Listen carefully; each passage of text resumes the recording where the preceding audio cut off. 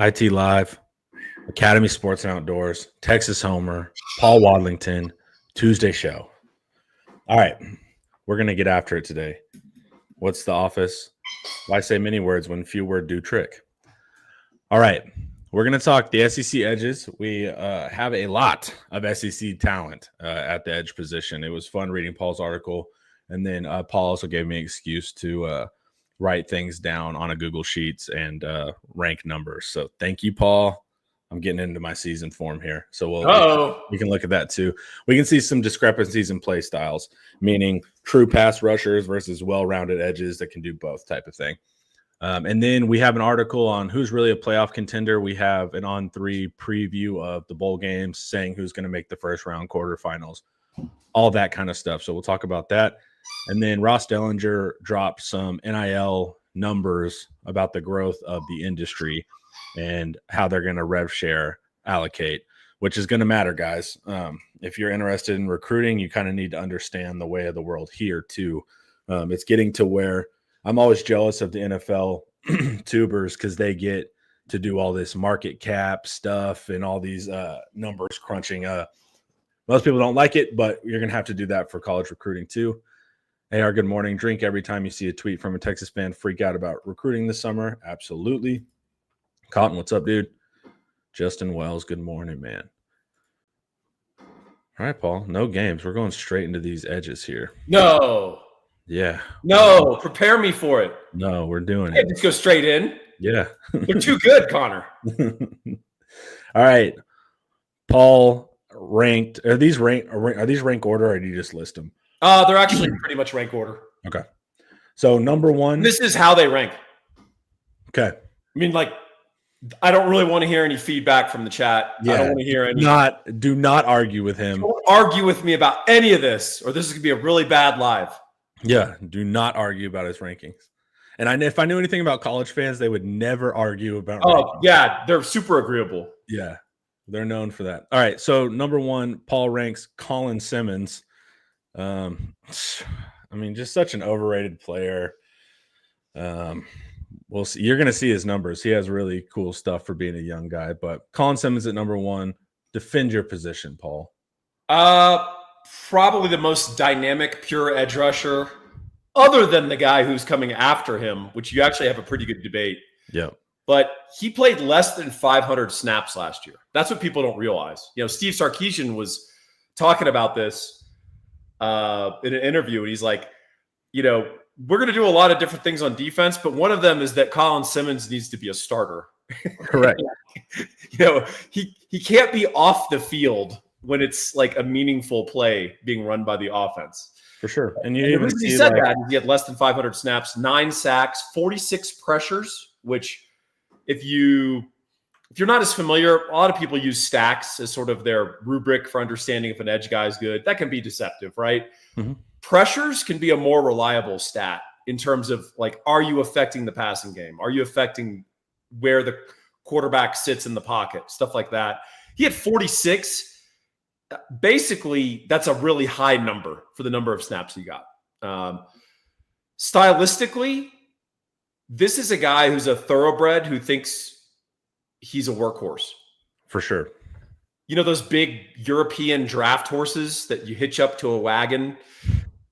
Colin thinks he's that, and he's a twitchy, nervous thoroughbred yeah, who can just run around Belmont all day. But, you know, he really has these elite gifts, but he carries himself like a walk-on who's trying to earn a scholarship. And that's a very valuable thing in an edge. You know, all these guys, one thing they'll have in common is a motor, but Colin's motor runs at a different level. And I think we're going to see that this year. 100%. And his ability to make Trey Moore, who also might make an appearance on this list, have to look at linebacker potentially because we want Colin Simmons at that slot. That's right. So that's a big part too. In the run game, like Paul said, he never gives up on plays. He'll chase guys down 10 yards down the field. And the first step on him is, I can only describe as psychic. And he's just a step ahead of these guys. And I always wait. I'm like, all right, they're going to mess with the snap count. Like they're going to get the freshman, you know, and they don't. So he's 2 steps into his rush before the tackle can even rise up to take a step. Well, what's funny, he's 6'3", 240, which in the modern game is a little small on the edge. Mm-hmm. And so you'd think, okay, run at him. That doesn't work very well either because he's too quick and he sort of just teleports through the blocker and gets the running back. If anything, he has to work on a little bit. And I was doing my research for my Thinking Texas Football 2025 Longhorn Football Prospectus, the 13th annual, Connor. Yeah. And one thing that was interesting is he did have 9 missed tackles last year. I went and looked and reviewed most of those. Almost all of them were being too early on the play. He's so twitchy that the play, he would try to jump it before it develops. And then he gets himself at a bad angle and he's not able to make a play, properly. So if anything, this is a hilarious thing to say, he would do better sometimes playing slower. Yeah. And letting something develop. But other than that, this is one of the best edges we've ever had at the University of Texas by far. And for him to play like that as a true freshman is remarkable. Absolutely. All right, let's continue. So Dylan Stewart, they released, I can't remember, a couple weeks ago, once again, another ranking, and the fans argued about it. So I think they had Dylan Stewart as the number 1 edge and number 1 NFL draft board edge, and then Colin Simmons projected behind him in a year. So they're the same age. Yeah, so in 2 years when they come out. Right. 2027. Yeah, so they had Dylan Stewart ahead of him. So that's defensible, and here's why. I was going to say. Yeah. 6'5", and he's really long. Mm-hmm.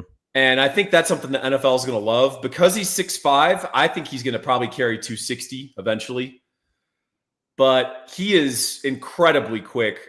Are you able to play the Twitter video? No, it'll flag. All right, thanks. Yeah. Awesome. But imagine this. Imagine the tackle really tries long, quick guy. The tackle tries to block him. He's really fast. And he doesn't. But that's the important part where Paul's talking about his length. He has the arm to kind of run by the quarterback and still get him. He had 51 pressures last year, 7 sacks. One thing to look for is the Gamecocks. If you guys didn't watch South Carolina at all, man, they had a great defense. Just really impressive. And they basically had 3 NFL guys starting with Stewart. Those 3 guys are all gone. So if I'm an offensive coordinator, Connor, guess who's my focus in this defense this year? So I was going to say, when we're talking about these young edges, Simmons, Stewart, who come on the scene, right? Year 1, they don't get a ton of respect because they're new guys, right? Then they get their names plastered all over videos like ours and stuff like that. And then teams are going to want to work towards them. Texas has Anthony Hill that can fire a gap if you're not paying attention to him. So we have other options that will benefit if they decide to divert resources. But with some of these other edges, you got to see, who are they paired with? Because if they do start double teaming Stewart, somebody else has the ability to shine if they're capable. That's and you saw it with Sark when we played Will Anderson. You can it's not ideal, but you can divert resources. But then on the flip side, they had Dallas Turner. So really what you want there is this pairing, because that's going to unlock the other guys. So I am interested to see when the young edges get really on the scene and everybody knows who they are, if the sophomore slump continues. Yeah, and South Carolina, if you get a chance just to passively watch an interesting football team, they probably have 3 of the biggest freaks in college football. So the quarterback, Lenore Sellers, 245 and like slick. He's agile. He's got great feet. He can duck sacks. He can make jump cuts. I mean, he's crazy. And then they've got a receiver. Do you know about Nick Harbor? Mm-mm. Okay, so Nick Harbor is a U.S. Olympics qualifier. Oh, yeah. 200. Yeah. He's 6'5", 235, and he's run in a competition. So this isn't like high school nonsense. He's run a 10-1-1. That's insane, dude. And he plays receiver, but he doesn't really know how to play receiver. But last year he came on a little bit. This year he skipped the Olympic trials just to be all football. And so that's another freak that they've got out on the edge. So South Carolina, very fun team to watch if you like watching freaks run around. They're not going to be as good as they were last year because that defense is gone for the most part. But anyway, little bug in your ear. Stewart is going to prevent us from going first and second overall back to back with Arch and Simmons. Huh? Yeah, hopefully that's not the case. But yeah, he's the real deal. So when Texas fans get mad, we're not the only one with players. Yeah, there's other teams with players, and believe me, to me the top tier here is Colin Simmons and Dylan Stewart, and then the next two are the next tier, and then after that there's another drop off. So Florida continuing to have some dudes, and also they're coming on in recruiting, man. We keep showing up in battles with them. Florida Gators are going to have as long as they can win enough to keep their structure together and not fire this next year. Florida is really coming on and should have a bright future too. But this is Tyreek Sapp, 6'2", a short guy, but 270. Yeah, probably barely 6'2", 270. And if you're going to be a little undersized edge in terms of height and length, you better be really powerful, and you better have the ability to get so low that your lack of length actually becomes a strength, if that makes any sense, because you're actually playing under the offensive tackle. And I don't just mean like low man wins. I mean, you're able to run the arc so low that a big, tall offensive tackle can't really get his hands on you in an efficient way. And so Sapp is just really powerful. He can line up anywhere on the line for Florida, and he's a stack and shed guy. Like, you can play him as a four technique. Yeah. He'll jack up a 330-pound offensive tackle, and he's also a good pass rusher. Imagine in this clip a really powerful guy that can move like Dwight Freeney. So here's what's interesting about him. His true pass set win percentage, meaning that we're throwing out screens, we're throwing out RPOs. We're talking about the team is obviously trying to pass drop back passing. He's not great here. He only wins 15%, so that's third to the bottom. But he still has put up 8 sacks with that low individual win rate. And what Paul said, he's number 2 rank in run defense. Yeah. So he's a big guy and he can hold up. So he's a well-rounded player as well. And that's also going to be important because some of these pass rushers are what I would call DPRs, designated pass rushers, but they're a liability in the run game. Sapp is not that. He's a well-rounded player, and that's going to matter too. That's a great point. And one thing, if you want to, so I'm high on Florida this year, despite having a ridiculous schedule. They have just a brutal schedule again, but I'm really high on them. And one of them reasons, of course, is DJ Lagway and Jaden Baugh on offense. But on defense, Florida, I mean, I think people forget this is one of the superpowers of college football. Yeah. And it's people forget. I mean, it's funny. We had like an Inside Texas, we were having a discussion of like, what are the best programs in college football? Not just like how good's the team right now, but like the program. And I'm like, Florida is obviously in the top 10. And people are like, no, I think it's like, dude, you've forgotten. Like, yeah. So one of the things that was the hallmark of Florida in the days were freaks on the defensive line. Literally the freak played on their defensive line. Caleb Barnes is like a really good defensive tackle. They've got Tyreek Sapp. They're starting to get those guys. Mm-hmm. And as Connor said, they are our constant competition. Part of it is because we have similar tastes as programs, and we have similar sort of like citizenship requirements. And we keep running into Florida on the recruiting trail, both in Texas and in Florida. So they're going to be a team like Notre Dame that we just keep battling over and over because we like similar types of guys. Yeah, and it's been a pretty fair fight. Like, we'll steal a guy from them, they'll steal a guy from us. It's gonna be bright. Are these both strong and weak side edges? Yes. Yeah. So just anyone who plays on the edge of the defense, and you could be in a 3-4 outside linebacker, you could be 4-3 guy. I'd argue that if you're in a 3-man front, you're still an edge if you're not the nose, right? But you've got a different requirement, right, than a guy who's playing in a wide 9 and a 4-3. Like, you're living in a very different world. But to me, you're still on the edge of the defense, and you still have similar requirements.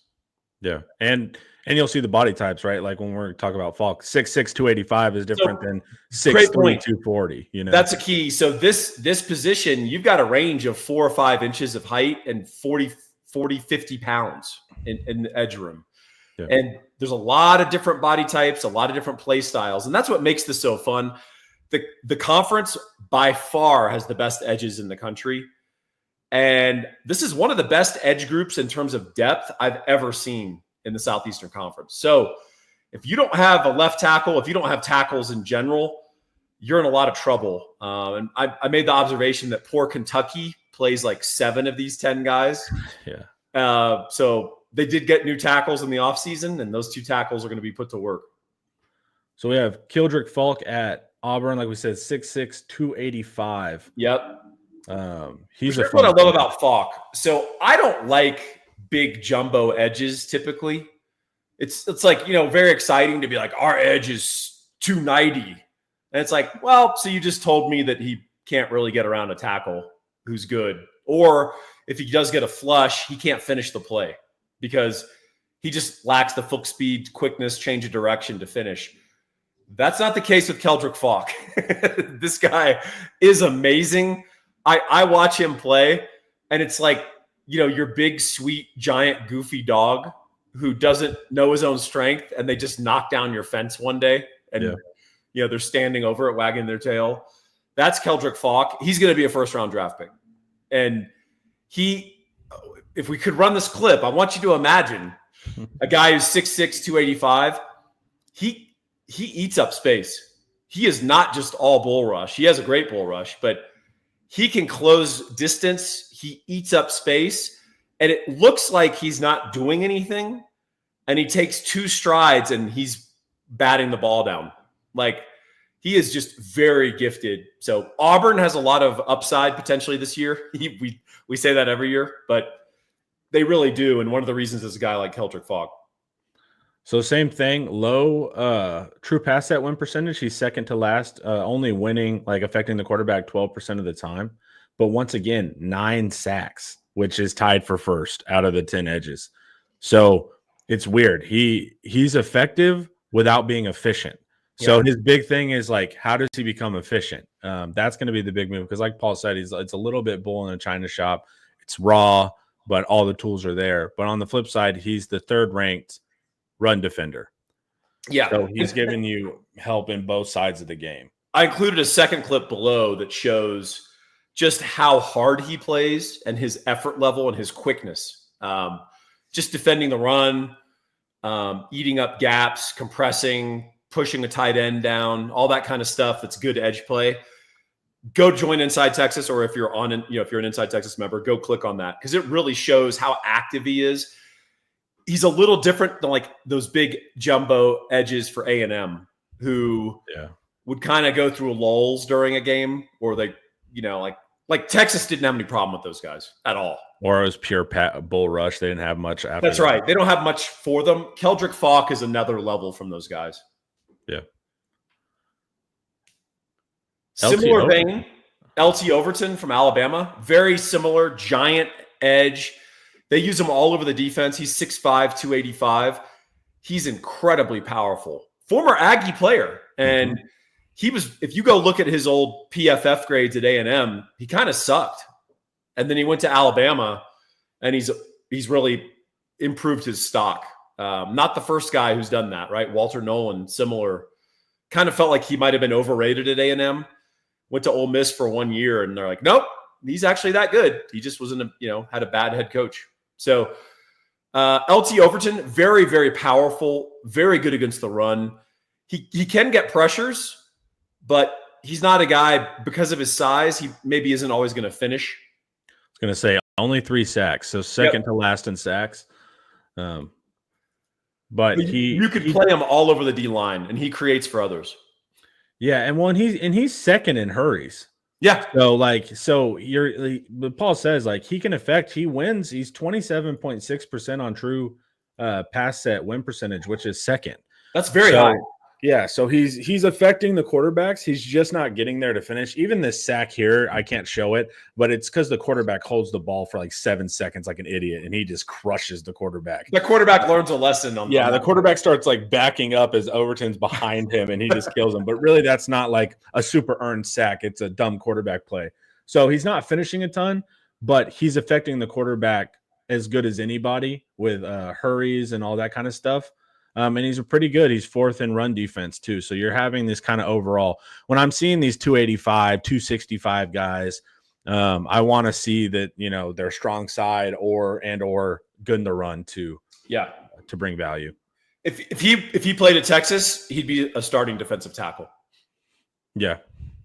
All right. So this is a fun player because this is an example of a DPR.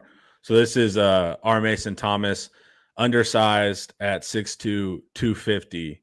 And then Paul, if you want to give your pitch on him, and I'll kind of explain some of his weakness too. Yeah. So OU fans have been talking about this guy for 3 years? Mm-hmm. And I remember I'd watch him and I'd be like, no, I mean, he just runs up the field and is trying to get sacks and pressures. He's not playing properly and he gets out of position. And when he played good tackles, he'd disappear. And then he'd go have 4 sacks against Temple or whatever, right? Yeah. Last year, I thought he was good. He's really improved. I don't think he's great at anything. I just think he's become well-rounded and he's very active. Good production, obviously 9 sacks, 36 pressures or 35 pressures. Not always great against the run. He can get careless. Yeah. But I'm curious, what do your stats show, Connor? So it's the same thing. R. Mason Thomas is somebody I would love to have on third down and not much else. So he's going to be really good when you're backed up. So I think he has 9 sacks on the year. Let me see here. R. Mason. Yeah, 9 sacks on the year. He's pretty good in quarterback hits. He's not great in hurries. He's dead last in hurries for the edges. So basically he's a little undersized, right? So if he beats his tackle, he's fast and he'll get the sack. Yep. But he's struggling to beat the tackles and affect the quarterback. You know what's weird, Connor? His 2 best games that I watched were Alabama and LSU, who has those are tackles, good tackles. Yeah, so that's odd, right? Isn't that weird? And so the weird part too is this. Why I give him as a DPR. He's number 1 in true pass set win percentage. Yeah. So like I said, if you give him a true third down, it is 3rd and 8. You need to watch out for R. Mason. Other situations is where it's not great. So he's kind of middle 2 in rush percentage. I'll show this in a little bit, and you'll kind of see how often these guys are actually pass rushing or how often they're dropping. And it'll kind of teach you a little about their scheme. He's only truly rushing about 83% of the time. At the height, I mean, these guys are all at 98, 99%. Yeah. So he's dropping a lot and doing linebackery things and covering flats and doing simulated pressures. So he does unique stuff in the schemes. But so he has the highest true pass set win percentage, but overall he's ranked 26th out of all SEC edges in run defense. So he's struggling kind of there. And amongst our top 10, that would put him at 3rd to last in run defense. And I think if he's 6'4", things change a little bit. But R. Mason Thomas, 3rd down, a problem. Yeah, I've seen him get big brothered in the run game. He just doesn't have the length or the power to separate and keep a guy off of him. And something to keep in mind when we play them in the Red River. All right, Cassius Howell, Texas A&M. So it's interesting. Yeah. They had 3 guys drafted from the defensive line, all pretty high. I thought on kind of pure passing sets, this was their best pass rusher. So did I. He is not always great against the run. I'm not sure if that's coaching or something he needs to address or if it's physical ability. He's pretty powerful. He looks and he's built like Baron Sorrell, but he doesn't have Sorrell's sort of toughness in some areas. But I think he's a good pass rusher. He's one of these guys that I think he had 4 sacks, but he literally was 3 inches away from having 10. He's that kind of guy. He does affect the game. He does affect the quarterback. He had a sack against us where he ran through Jaden Blue when Jaden Blue opted not to block him. So kind of a cheap sack, but hey, it still counts. I think he's good. I think think he's more of what Elko wants on the edge. Elko likes speed and quickness on the edge and length. He doesn't necessarily want 290-pound defensive ends. So yeah, like last year. So he's also scheme interesting. He's only rushing 72% of the time. Yeah, that's he second dropped to quite a last. bit. So he drops a lot. Only 4 sacks, not great. But he's good in his true pass set win percentage. He's third in that. So if it's time to pin his ears, he's capable. And then he's ranked 10th in the SEC against the run. 21 tackles, and he has an 8% stop rate, stopping people at or behind the line, which is, middle of the pack. But I think this year, when he's kind of the premier guy as well, we'll see a difference there, because he didn't have the first rounders ahead of him that they kind of had to play. So Cassius Howe, somebody to look out for at Texas A&M for sure. I think where he may have some issues is on the other edge. A&M had to go get a guy, TJ Searcy from Florida. And what's really fun about researching like my preview book is that you get all the perspectives. And so at Florida, they're like, hey, TJ Searcy read the writing on the wall. He's being pushed out for these guys. And then at A&M, they're like, we scored TJ Searcy over Florida. And, TJ Searcy's not been very good at Florida. So same deal, Jack Pyburn, who's their other edge at Florida. Yeah. He went to LSU, and everyone's like, we got Jack Pyburn. It's like, well, Florida wanted him out. So I wouldn't have wanted Pyburn out. Pyburn was a fun player, and he was like a Sam, and he was aggressive. I liked Pyburn bringing them. He can't pass rush. Well, to me, dude, he was better Jet Bush. Like that. That's true. Like that's exactly how he played. Yeah. So yeah, you weren't going to get a pass rush out of him, but he's going to do everything else. That's true. Yeah, Florida wanted some guys someone who can threaten across from Tyreek Sapp, because they feel like that they can have a withering pass rush. So that's why they're trying to turn over that edge room. So it'd be kind of like an Illinois guy last year taunting us about getting Terrence Brooks. And Texas fans are like, all right, man, good luck. All right, before we keep going, guys, let's hear a word from our sponsor. In honor of your service and support for our country, Academy Sports and Outdoors is offering military and first responders 10% off your purchase, both in your local Academy Sports and Outdoors and online all the way through July 4th, this Friday, guys. Make sure to head over to Academy and take advantage. Exclusions do apply. Visit academy.com/discount for details. All right. Next up, Trey Moore for Trey Moore. This might be cheating. I'll let the chat decide. I'm going to go back, and I do want you guys' opinion. I told you not to argue with me. You can argue with me. He's technically been playing linebacker for us. However, I think he's going to rush the passer. And if you listen to any of Steve Sarkisian's interviews, Trey Moore is still going to rush the passer. The difference is he's going to be doing it from off the ball. He's still going to be doing it from the edge. We're going to kick Ethan Burke inside. We're going to have Trey Moore opposite Colin Simmons. And we're going to tell, the two pit bulls that there's a stake tied to the quarterback. And Trey, man, he does some really good things. The clip that I included, I searched because I wanted to not find just a traditional sack. It's what he does best, which is the pocket gets a little disrupted, and then Trey runs through blockers, weaves through a bunch of people, pursues, and then actually is the guy that brings down the quarterback or tips the ball or hits him as he releases it. That's what he's the best at, just running people down, right? Well, that was UTSA too. We were a little worried about that because when we went back and looked at all of Trey Moore's sacks at UTSA, almost none of them are just beat the tackle, sack the quarterback. It's overrun, quarterback decides to dance a little bit, Trey follows up. And like we said, those opportunities aren't as clear as the normal pass rushers. But you're right. Once it gets mixed up or the quarterback's holding the ball too long, Trey will find them type of thing. Also, interesting statistical discrepancies. You probably have noticed this. I noticed this too. And so now I have to, because I'm a dork, when I watch games, I make my own notes of who I thought got the sack or whatever.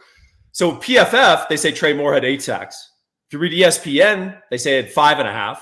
If you read TexasSports.com, they say he had 6.5.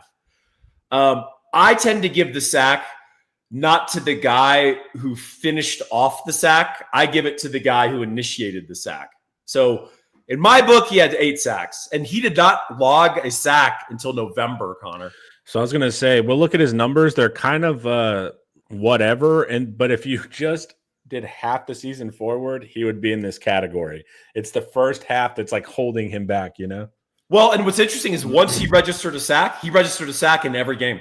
Yeah.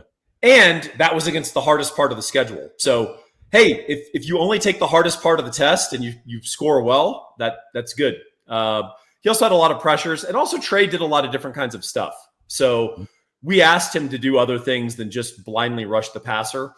The other thing to know about Texas and the structure of our defense, other than 3rd and 13, we don't let our edges just sprint up the field like maniacs. Yep. And like they have to play it honestly. You got to play the run, and then when you realize it's a sack, then you start your pass rush. So that's a little different from some other players and some other schools and their philosophy. So I love Trey Moore. If you say he's a linebacker, he can't be on this list. All right, that's fine. I'll deal with it. But Trey Moore makes my list because it's my list. And then, and this is a Texas fan site. All right. Yeah. So also, man, Texas can have Anthony Hill and Brad Spence. So like Paul said, Trey Moore rushed the passer only 81% of the time. That's like bottom 4. So he's doing a lot of dropping.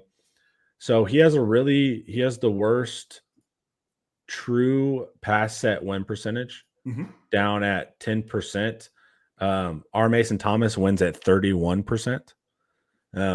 So like kind of what we're saying, Trey's not just your lineup, beat the tackle with a move, quarterbacks on the ground guy. And so you're seeing that. So other things have to happen for Trey Moore to shine, which is always going to lower your numbers, right? Like quarterback has to start moving, holding the ball, that kind of stuff. So Trey's not great there, just lining up and winning. Regardless, he puts up 8 sacks. So that's tied for second with a bunch of guys. So that matters too. Where Trey is weakest, according to PFF, he's second to last in run defense. So he'd be ranked 29th out of all the SEC run defenders. And so with a low stop percentage, he has the lowest stop percentage at 3.4. So he's not stopping runs at the line or behind it. But what's interesting is I don't think that shows Trey setting the edge.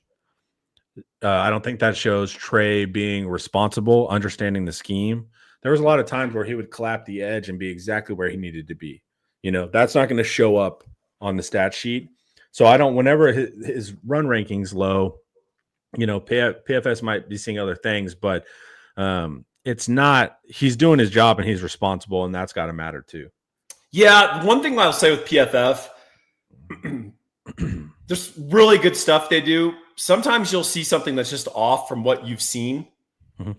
And I think you nailed it there. I saw multiple instances last year because I went and reviewed everything. And it's interesting. Your perceptions of the team, even in real time, change. And then you go back and you go, oh, wow, yeah, that guy was good at that. Or, wow, I didn't realize how bad this guy was at this. Trey Moore sets the edge all the time. I never saw him as a liability. And I saw him repeatedly sort of set the table for David Benda or Anthony Hill to make the tackle. So that's what I want from my edge. They don't always have to make the play. Yeah, and PFF has to grade numbers, right? There's no category for set the edge properly. They can't. So the reality, your little reviewer can't sit there and be like, that was a good edge set. Yeah, and so the reality is they have to combine their numbers into tangible things, right? And Trey's second to last behind R. Mason Thomas in tackles. So if you're low in tackle, if you're low in all this stuff, low in stop percentage, low in tackles, then of course it's going to affect your overall run defense grade.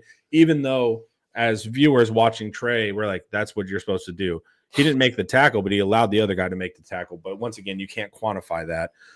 So that's where it is with Trey. So Trey has a little bit of, I'd say Trey's the weakest numbered guy across the board. On here, even besides sacks, high in sacks, but not super effective on pure pass rush and not super effective stat wise on the run game, even though we just explained why that's not 100% accurate. Flushers and chasers. He is not a flusher, but he's a chaser. For sure. Colin Simmons is both a flusher and a chaser. Yep. Yeah, Colin Simmons will flush you then chase you if he wants to. All right. Joshua Josephs. Now, this is a fun player too. 6'3", 245, well-rounded player as well. This is a guy no one knows about because Tennessee loaded defensive line room, including James Pierce, who was a first-round draft pick. He's the edge from Tennessee that ran a 4.4 in the combine. His natural position, Joseph's, is behind Pierce. So he was sort of a rotational player for Tennessee. When he went into games for the Vols, his play was indistinguishable from Pierce. And Pierce was, a first rounder, as I said, with these crazy physical gifts. Joseph's just does everything right. This is his senior season. He's going to break out and he's going to get drafted. And I think he's going to get drafted pretty high. He's not very big, but man, he just does everything correctly. And for his size, he's actually amazing against the run. He's really long and he uses his arms well. He gets blockers off of him. I've seen him control blockers who are 100 pounds heavier than him. And the guy just blows me away. And I don't think the average fan, even pretty good SEC fans, really know who this guy is. But put him on your radar. For sure. And yeah, he didn't have great numbers this year. 2 sacks, 3 hits, 17 hurries. Nothing crazy as far as hard production. He's middle of the pack, true pass set run percentage or win percentage, about 20%. So 1 out of 5 times he's going to affect the quarterback. But what's, like Paul said, he's number 1 in the SEC in run defense. So you're getting so you're getting a player that's really well-rounded here. So yeah, buy stock in this guy before this season, especially if you're getting a chance now to truly start, you're behind Pierce. So yeah, and he does it all. He's a well-rounded player, and that matters to me.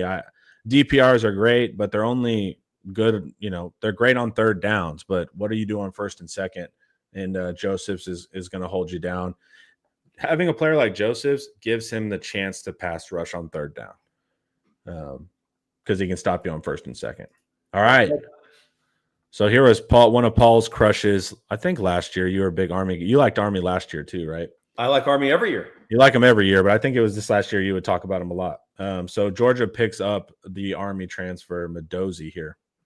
Yeah, Elo Mendoza. So he is a guy who played for Army. He played sort of an outside linebacker position for them that drops quite a bit and does a lot of other stuff other than just rush the passer. Mm-hmm. But he still had 6.5 sacks. He's crazy quick on film. He's ridiculously long. His arms touch the ground when he's standing straight. He's that kind of guy. He's a little light. Obviously, when you're at West Point, you've got other obligations other than football. So he's not just, eat, lift, think football all day. He's got other stuff going on. Georgia went and got him. I think he's going to be good. I think he's really raw, though. And I think he may not have the physical strength to fully unlock his quickness as a pass rusher. To me, it is instructive that they did go out and get him. Because remember, Georgia lost 2 first-rounders on the edge, and then Damon Wilson transferred out to Missouri. So this could be one of the weaker Georgia edge rooms we've seen. Yeah.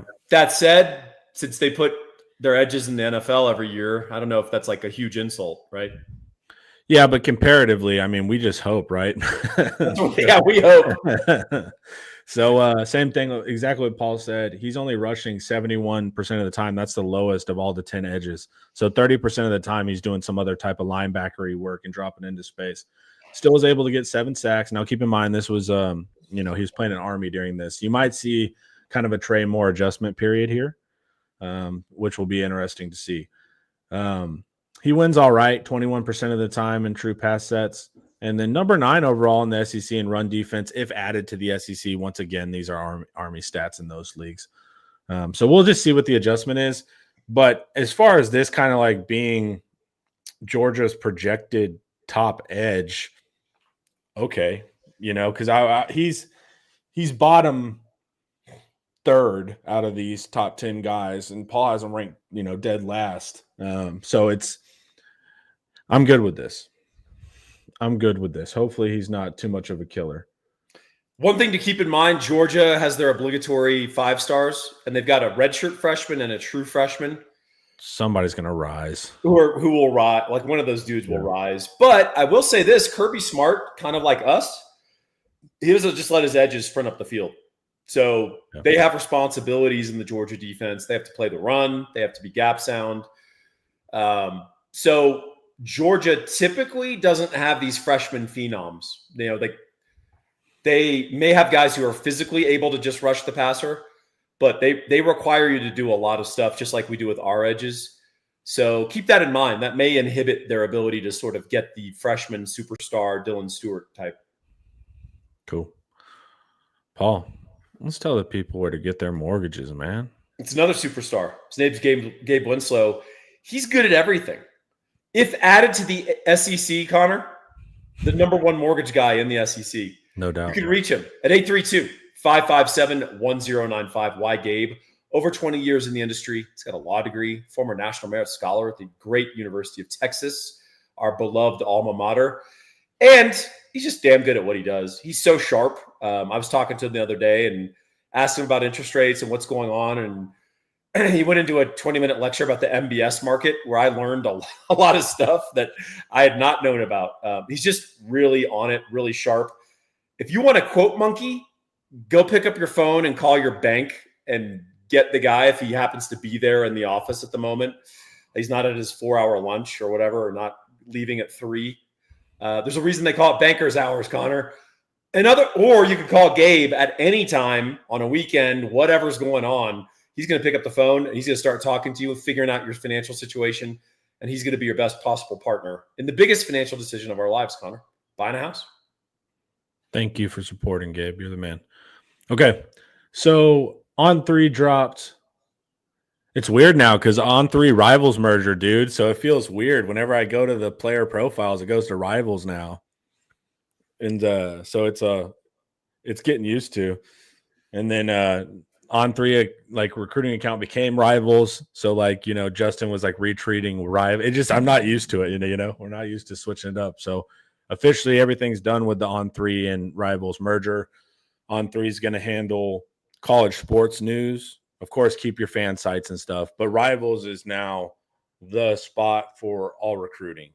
So the national recruiting guys have gone to Rivals from On3. And then as far as like, whenever you look up what's this guy's star rank, it'll take you to Rivals now. So it's a new world. Shannon Terry, baby. The guy doesn't stop. All right. Let's look at projected playoff rankings. So they think the first round is going to be number 5 Texas versus number 12 Boise State. We didn't get a bye? Nope.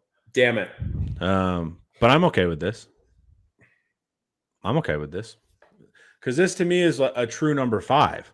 Like what they were doing last year was nonsense. Like you weren't getting rewarded for having your high non-bye seed. You would end up playing like, a top team because they were forcing G5 champion and Big 12 champion up.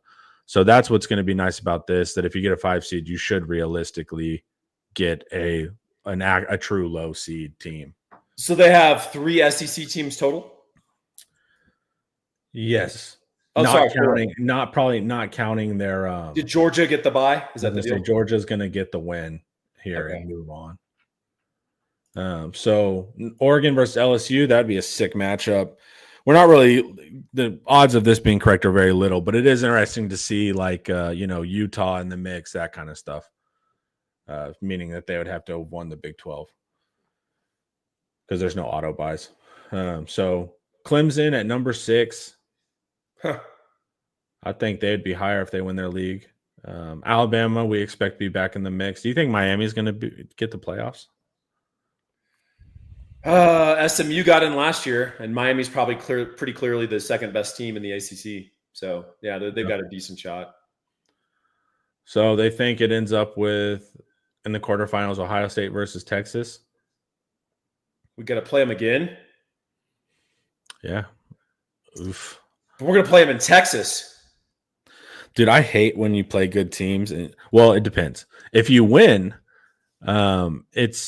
it's not that fun because the odds are maybe you'll lose next time. You don't get to sit on it. But if you lose, you're like, we'll see. That wasn't even a real game. We'll see at the end of the season, Well, the good news is we get to play Ohio State's receivers on the turf at Arlington, which is fast track. So that's great. That'll be awesome. Yeah. They had Notre Dame at number 1 versus number 9 Oregon. Notre Dame, by the way, recruiting at a different level now. Yeah. They're taking some good players, and Freeman's just doing a great job there.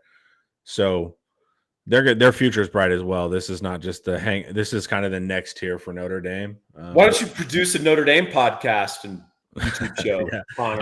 I'm just telling people, look, whenever they steal a couple guys from us, it's because they're at a different scale now. No, that's true. They really are. I mean, Marcus Freeman. Even when you watched him play last year, yeah, you saw him play against A&M, and you're like, oh, Notre Dame has different dudes now. Like that's for sure. They look different. Yeah. And then they have number 2 Penn State at Alabama. Man, I just kind of lazily rejected the idea of Penn State because it just, I don't know, just being lazy, right? Like Penn State doesn't win. It's like, well, when we were going through the rounds of first round potential players, and Penn State had 4 or 5. I was they like, have all the right, highest floor of probably any team in college football. Yeah, and so their schedule is favorable. Yeah, and so it's I was looking at Penn State, and I was like, okay, I see why. I see why they have. I'd be shocked if they're not in the playoff, to be honest. Yeah, for sure. Oh yeah, Georgia at number 3, so they still think Georgia's going to win the SEC, and then Texas will be second.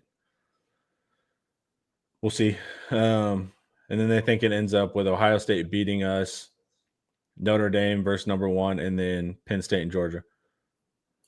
And then Georgia, Ohio State. Yeah. I mean, none of this is crazy. Does Texas A&M get to go to the Rely Quest Bowl? I was gonna say, let's see where our brothers at A&M are, how they're doing. The Cure Bowl. Let's do a little search here. Yes, the Rely Quest Bowl, Tampa, Florida, Texas A&M versus Indiana. I did not see this list before. I nailed it. That's awesome. That's awesome, dude. And they get to play Frank Signetti, who's going to talk a bunch of trash to him. Yeah, it's going to be great. That'll be fun. And that's the type of game that A&M would lose. They have Colorado go into a bowl. Interesting. Yeah, versus Florida State. Interesting, as you like to say, Connor. The thing that I thought was interesting about it was Utah getting in the mix there. I also haven't seen a fanship that's so dismayed by their conference affiliation. Utah fans hate being in the Big 12. They do? Dude, they hate it. How do you know this? I didn't know this. Because they're everywhere on Twitter. Because constantly, you know how Big 12 media has a complex. So they're constantly retweeting Utah and be like, well, if you don't want to be here, then leave. And so, but it's constantly just Utah fans that are like, this conference sucks. We're better than this conference. Basically, they got rid of Texas, and then they got Utah in there that just immediately came in with the same energy, you know? Well, first of all, I agree with Utah, but I just would love to know, what's the basis for this? They're just, the Pac-12 was prestigious to them, and it had the academic prestige, cooler road travel and away games. That's what they hate. They just don't they don't want to go to Waco. Yeah, they don't want to be playing in the plains. And so Utah fans are just that's hilarious, awesome. Dude. So they're trying to get to other places. What do you think about Texas State to the Pac, dude? That's cool. Good for them. It's great. I have family in San Marcos. So they were telling me it's gonna be really great for business. That part too. The problem is they're like Texas's Arizona State. Yeah. So it's a great fit. Yeah, dude. And so, but also what's interesting, right? I wrote about this in the Dark Decade video I made, where Baylor and TCU didn't mean anything in the past. So we would have Mac Brown era. We would just take first through third string whoever we wanted. Then Baylor and TCU comes on the screen. They start picking off our second and third strings, right? And for starters for them. And then so we slowly start kind of losing our depth to a Baylor or TCU caliber. But now it's everybody's up in the ranks.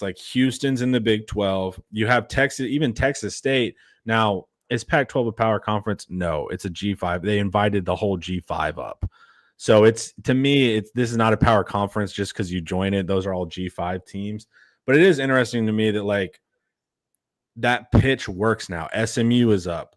Texas State is up. So what I'm annoyed by is now we have 8 schools who can take that third stringer that would have popped for us as a senior will be a starter for them, And so I'm interested with that because really now you just have UTEP, Sam Houston State. There's really not this really low tier anymore. Everybody's moved up. Yeah, it's interesting. I also could they become the best G5 just because you're combining basically a bunch of Texas and California? Like Yeah, Boise's going to join them, right? I have no idea. Okay. I don't Yeah, know. I don't know either. Maybe I should know. I have no idea, but it's like it is going to be interesting. We'll see at Texas State. They, historically don't have a ton of football buy-in. The games are pretty light, but what Kenny's done there, and this is almost a Kenny like GJ Kinney's work. I don't know if they were just going, one and whatever. Who knows if they get the invite? But it's going to be really big for the city. But I am interested because basically everyone around us now can be qualified as a power conference, even though Pac-12 is not a power. It's a fancy G5 right now, Yep. but maybe this will make them less G5, right? There's a part of just like your classification kind of boost the player you can get. And if kids are going to come to San Marcos and they're going to like it, so it's a great little town. So really, we're just kind of waiting for, I guess, like the next tranche is like UNT. Like we're out of people to bring up before you start getting into the like UNT realm of it. Well, there's more and more teams joining the FBS. So I don't know if you saw, used to be 134 teams, and now it's 136. Kennesaw State joined last year. Sam Houston State joined 2 years ago, right? So everyone's trying to go up from the FCS to the FBS. I don't even know if that's a great idea, but if you're running a university and you don't really have anything to hang your hat on, you're just sort of an open admissions college, relying on people going into debt to attend it. I guess you want to have like a sport so you can pretend to have like some sort of real university environment. But they also, what was weird is like the whole thought of this when Texas and OU were going to go to the SEC is like we were going to destroy the sport. And, maybe, but what I've seen is a lot of teams got opportunities they didn't have. Like we have, 10 teams in the Pac-12 that would have just been historic G5s. So like there's been actually like to me, and you said more people joining the FBS in total. It seems like there's actually been more opportunity because now these leagues have to bring teams up. Now their talent's getting poached and that kind of stuff. I get that. But as far as like team opportunity, like more G5s have exposure today than they did pre movement. One thing in Texas State's favor as well, keeping with their student culture. Do you remember their bowl game? They drank all the alcohol on their half of the field by halftime. And then they went to Rice's side of the field and drank all their alcohol. Which makes sense. They went over there. And so basically they are doing announcements like, there is no more beer. Yeah. Please stop going to the concessions and demanding beer. They're fun, man. The river culture. I'll be there for a week starting Saturday. My grandma's from San Marcos. So I'll be running around, man. I'll be out there. I love San Marcos. It's a great little town. Okay, but shout out. That's great for Texas State and good for the city of San Marcos to be in the mix until they steal some recruit I like, and then I'll be upset. Okay, this is a quick thing we'll do. I just want to show you ESPN did a mock first round draft. So let's look at this, and then we'll notice share this tab. Their mock first pick is Cade Klubnik for Clemson. Is the tackle Klubnik more like a good college quarterback than a guy that projects the NFL? Yeah. It's matchup dependent. It's spread dependent. It's the system. It's very systematized. Garrett Riley, so he can move. I mean, he's Austin Westlake kid, right? Bright kid. So I don't doubt that he'll be able to understand the scheme and the system. But this, as far as like a pure quarterback skill set, this is not a pro system that he's in. So there might be a little bit of tricky part. Also, when you're the first overall, you're going to a horrible team. So the odds you even survive are awful anyways. It's really a sad system for quarterbacks. You almost want to be a late first round quarterback so you have a real chance. But Cade at number one. I mean, who else are you going to pick number one at quarterback? This is a fair thought. Tackle at Miami. Number 3 is going to be TJ Parker from Clemson. Clemson has a lot of first rounds here. You'll see this. Yeah. And then they have Anthony Hill going number 4 to the Jets. And it's Texas' only first rounder this year, which I think is fair right now. Who else could it be? I was going to say, who else could be in the first round? Now Gooseby. who'd you say? Gooseby. Gooseby, right? But you'd have to those kind of players like, Anthony Hill's been on the radar. This is his third year of being on the national radar. Gooseby can absolutely get in the first round through good play this year, but the national media is not up on Gooseby yet. But they will be. We wouldn't really have another first rounder, would we? Yeah, we're kind of waiting that next year. That next year is Arch and Colin and all of that. So we're kind of in a weird bridge here where we don't have a ton of first round, even available first round guys. 5, Caleb Downs. Okay, sure. Peter Woods again for Clemson. Yep. So that's Clemson with 3 first-round picks and the first 6 players right now, just so we're aware. Is it really going to play out like that? Probably not, but this is why you need to buy Clemson stock, and people are kind of waking up there. Edge from Miami, Jordan Tyson, Arizona State. We were after old boy. That was our top receiver target in the portal. But he's a loyal guy, and he stayed. All right, Caden Proctor, the Bama tackle. Okay, more tackles. That's definitely a projection. But for the Utah tackle or Proctor? Caden Proctor. He's still got. I mean, obviously the traits are amazing, but he still has to just get better at football. Yeah. Let's see. I think Cade will be in the NFL for a while. I think the mental eval is there. My only issue is the system fit is not very NFL-y. But also, I'm actually not debating whether he's an NFL quarterback. I'm debating whether he's the number 1 pick. Yeah. My thing too, but also coordinators are getting a little less stubborn and kind of adapting their scheme. But yeah, the trick is if he's the first overall pick. Manny Muhammad could play himself into the first. I think Muhammad would be second round. Do you think he could play himself into the first with traits? No. Same here.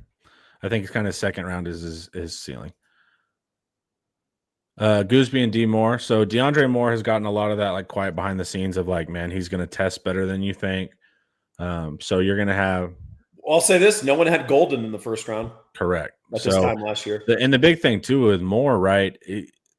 Arch is a better deep ball thrower, so his stats are going to look better if he just doesn't drop like a silly pass and ding himself. If he's consistent with his hands, he's going to have the speed. More importantly, he's going to have the opportunity. He's going to have the quarterback that likes to throw it to him. And they said he's going to test better than you realize, meaning that, he's going to have a high 40 time, kind of like Golden or an AD Mitchell that you don't expect necessarily. All right.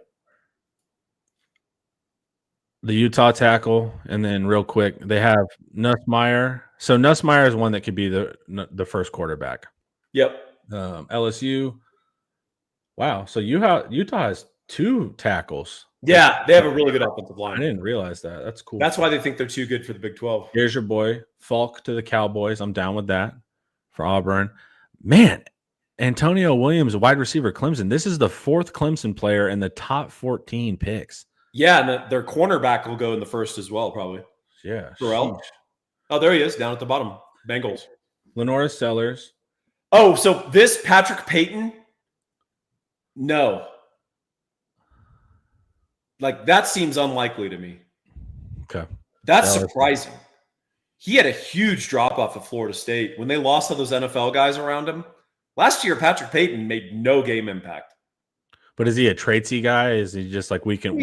Yeah, but it's interesting to me that when really good players left around him, he sort of disappeared. So he'll be the guy at LSU. We'll find out, I guess. Paul, this continues my thesis that the idea that running backs don't matter is kind of over in the NFL. It used to be like, don't even touch them in the first round. You're a dummy.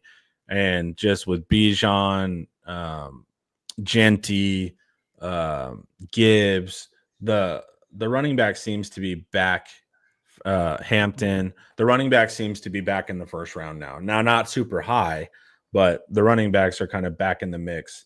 Teams are kind of ebbed and flowed from overvaluing them all the time to saying they don't matter, and now they're kind of just, hey, that's a really good running back. We need to evaluate elite running backs versus just the position as a whole. Yeah, probably it helps too if you are varied in your skill traits as a running back, not just a pure runner. If you can catch the ball, stuff like that, that matters as well. Keenan at Bama inside LT Overton, who we discussed. Stowers at Vanderbilt. I'm down with that. He was a quarterback at Geyer in high school, so he had that kind of former Aggie quarterback, right? Yeah. So he went to A&M for a bit, New Mexico with Pavia, and then there. So Stowers is a good player. There's Tyreek Sapp down there. Yeah, Peyton, Oregon, Clemson. So there's the cornerback. So 5 first-round talents projected for Clemson. That's not good. Like Clemson could and these are at power positions, right? These are like at quarterback, outside receiver, edge, corner. Like these are first-round players at first-round positions. Like with this kind of stuff, I mean, you could see Clemson winning it all. Yeah, well, I have January. I mean, I've been talking about Clemson for a while. I have January and February bets on Clemson to win more than 9.5 games, to win the ACC, and to win the national title, and to go to the playoffs. You got Clemson on over 9.5. I would take that all day, dude. Yeah, well, when I got it, it was good odds as well. Now it's like minus 170, so it's not even worth it. But yeah, I think Clemson's loaded. I think people are seeing what I see. The other thing I want to point out to people, all the Florida names at infrastructure positions, offensive line, offensive tackle, center, defense, edge. This isn't DJ Lagway, Jaden Baugh, like those, the running back. They're not in the draft yet. So Florida is a team.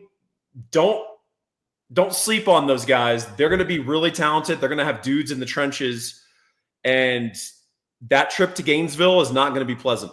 It's the week before OU, and I promise you that's going to be a brawl. That's going to be an awesome game. Well, and they're going to be working all summer on us because we embarrassed them last year too. So you got like the bitter taste in your mouth because we were just putting up points on Florida.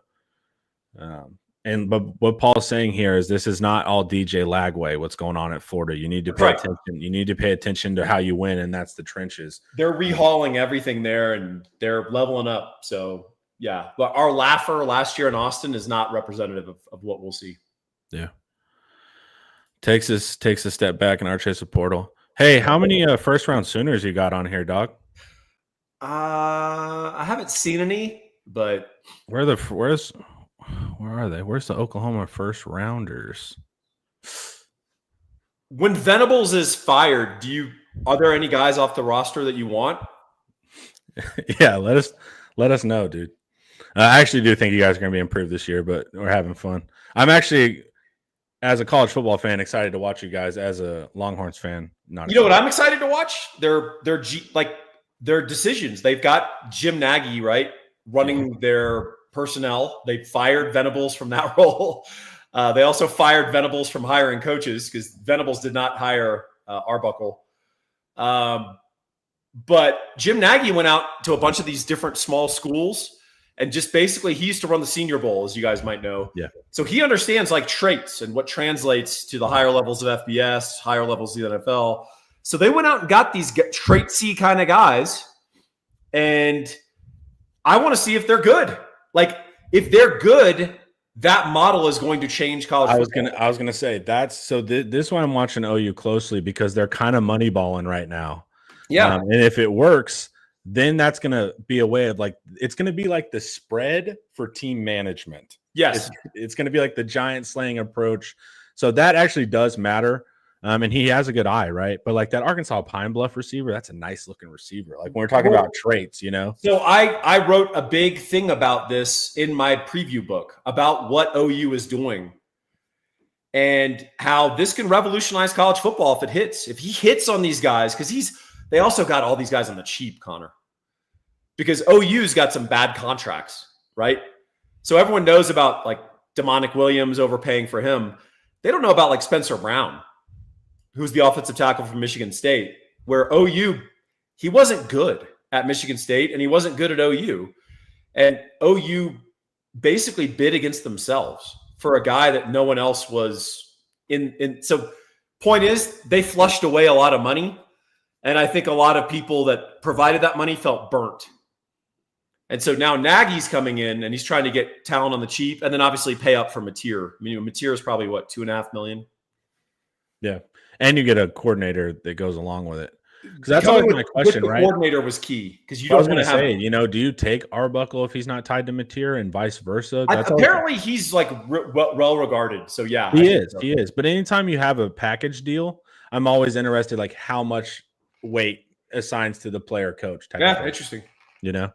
But Arbuckle, no, he's fun. And like I said, I've been watching a lot of Mateer the past week. I watched a ton. It's really interesting. Like, I think he's going to be. He's going to be a huge upgrade for them. But like against the high elite defenses, I'm curious to see what they're able to pull off on offense. Yeah, and how much a hero ball, like, if he stays healthy all season, that's the big thing, We'll see a healthy Mateer. The question is whether like Alabama sees a healthy Mateer in November. For sure. Great point.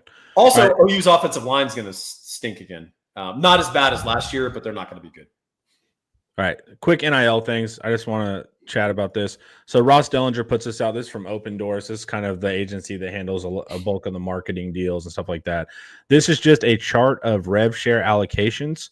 So the first circle pie chart is going to be for Power 4. And you'll see that about 65% of the rev share is going to go to football. But they did make a note that in the SEC, this is about 80%. So it's funny that they particularly pointed that out. So these are just kind of quick charts of how things break down. So basketball will get around 20%, women's basketball at about 6.6%, and then the other sports have to split 7.5% of the rev share. What's cool too at the bottom here, Paul, it'll show you the breakdowns of what they think by position. So they think of the rev share allowed, quarterbacks will be taking about 17% of that. Running backs will take about 9%, wide receiver about 15%. Can you magnify that? No, I cannot. This one's a static graphic, or else I'd pull it up.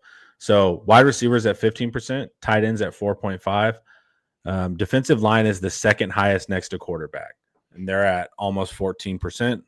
Linebacker almost 12%. Defensive back 13%. A specialist will take 1.5%. So I'd like to overlay that with what the NFL does for their guidelines and just see what I bet the overlap's pretty much 1-to-1. Yeah. It is, right? Because they're taking quarterback at 17%. Second highest is offensive line, and tackle is going to take a bulk of that.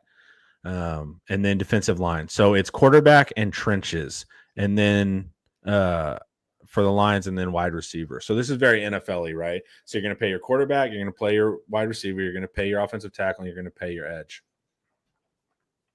Interestingly, though, we've learned in college football that if you're just a really experienced, like 6-year senior quarterback, that's valuable if you have the right surrounding talent, right?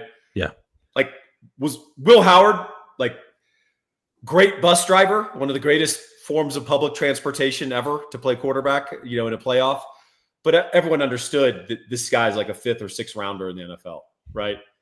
The talent was around him, and he just was experienced enough to allow it to come to the fore. Correct. The maturity was he could make everyone shine. But I'm not paying him $4 million a year. Correct. So, and also, man, with these rev shares, like, I guess you got to get forced, right? But like, for instance, like an Arch at Texas, like, he wouldn't have to take $1 of this if he didn't want to. I'm sure legally he has to.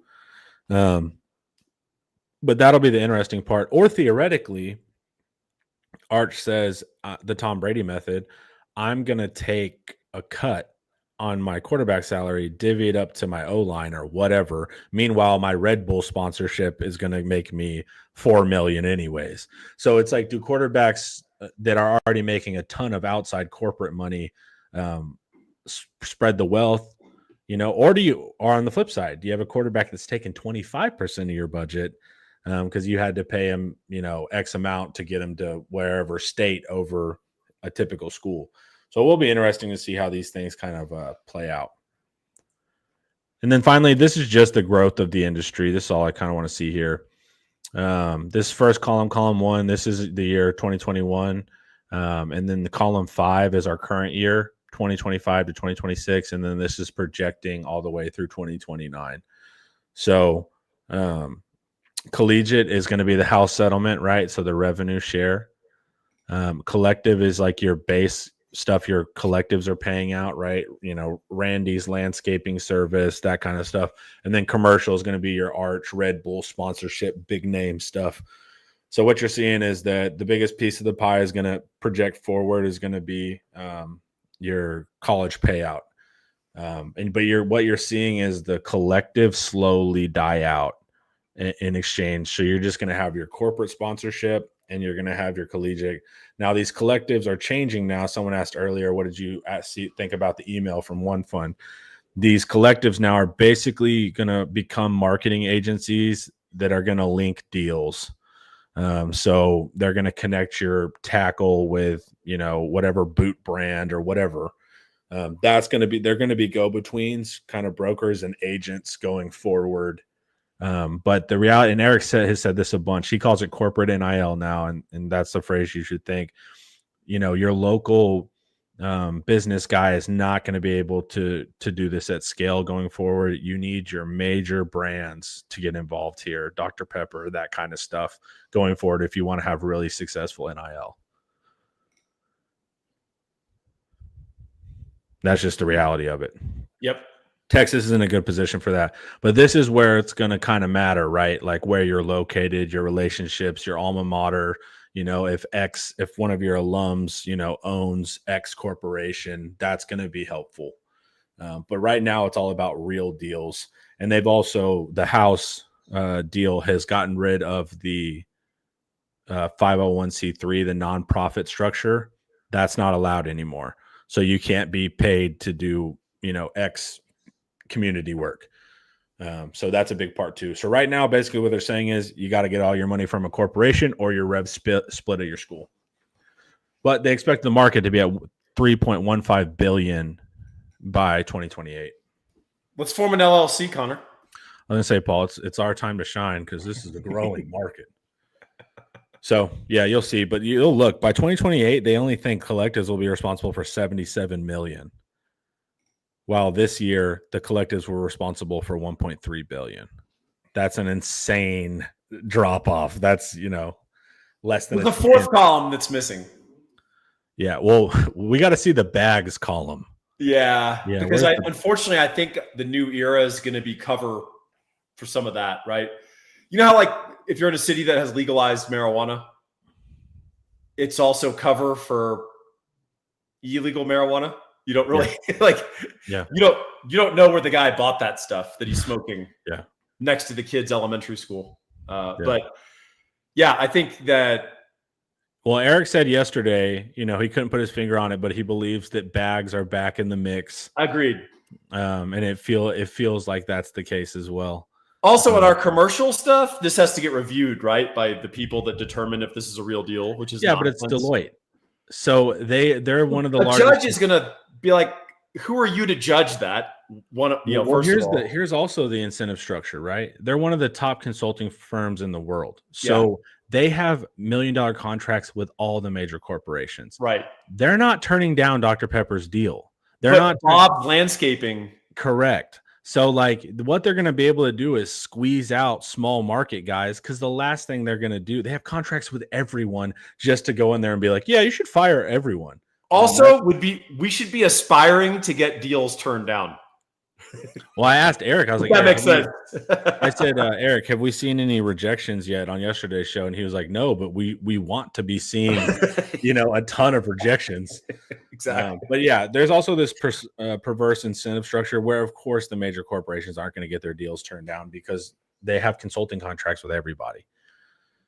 So it's going to be interesting, but that's just the future of NIL. I know people don't like it, but this is also going to directly correlate to you getting that 5-star in 2 years. That matters. So you're going to have to pay attention to this. This is kind of like the salary cap in the NFL now. I think we should open up a company store and then issue the players like Schrute bucks. Yeah. Or chits, like, West Virginia coal miners in like 1888. Yeah. And then you have like a board, or, Dave and Buster's, at the end you have your tickets and you can pick stuff. Yeah. You want the Lamborghini? Yeah. We're still not live, right? You and I open up an LLC where we open up this company store and you can use tickets as means of exchange. Me and Paul are the first federally indicted NIL collective. Instantly the Miami Hurricanes contact us. They're like, hey, We heard you guys got indicted. We like how you do things. Paul, we got a 30 for 30 coming our way. Yeah, we got a 30 for 30 coming, baby. It's gonna be awesome. Let's do it. All right, chat. Thank you guys. It was fun hanging out with y'all as usual. Paul, thank you so much. And y'all have a wonderful, wonderful Tuesday. This was brought to you by Academy Sports and Outdoors.